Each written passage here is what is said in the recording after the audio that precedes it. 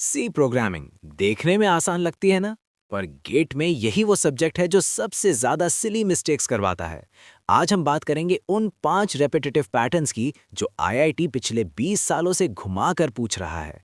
अगर आपने ये लॉजिक समझ लिया तो गेट 2026 में सी के 8 मार्क्स आपकी पॉकेट में है। चलिए लॉजिक को डीबग करते हैं।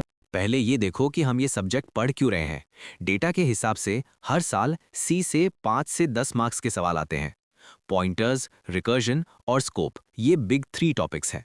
अगर आपने इन पर ग्रिप बना ली तो सी का सेक्शन आप 5 मिनट में खत्म कर सकते हो। टाइम इज मनी दोस्तों। चलो सबसे बड़े दुश्मन से मिलते हैं, पॉइंटर अरिथमेटिक।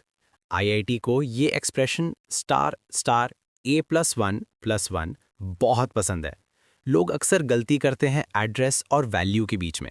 एक बात याद रखना, a+1 का मतलब है पूरी रो जंप करना और स्टार a+1 का मतलब है एलिमेंट तक पहुंचना।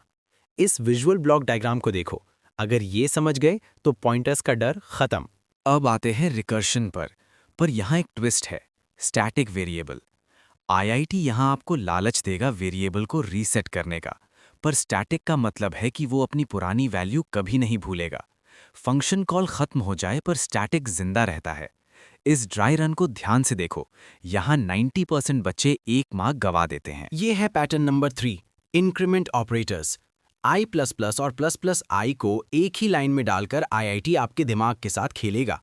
प्री इंक्रीमेंट पहले अपडेट होता है, पोस्ट बाद में, पर जब ये प्रिंटफ के अंदर आते हैं तो इवैल्यूएशन राइट टू लेफ्ट होती है। छोटी सी गलती और सीधा negative marking. Pattern number 4, call by value versus reference. सवाल सिंपल होगा, क्या मेन फंक्शन में वैल्यू चेंज हुई?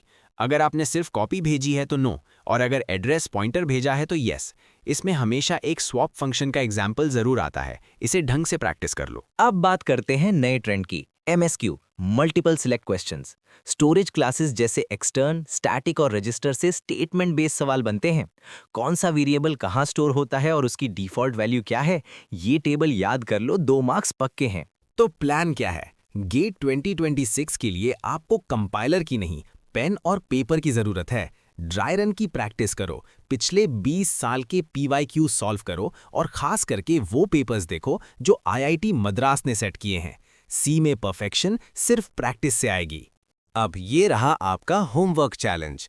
इस कोड का आउटपुट क्या होगा, नीचे कमेंट में लॉजिक के साथ बताएं। जिसका आंसर सही होगा उसे मैं हार्ट दूंगा।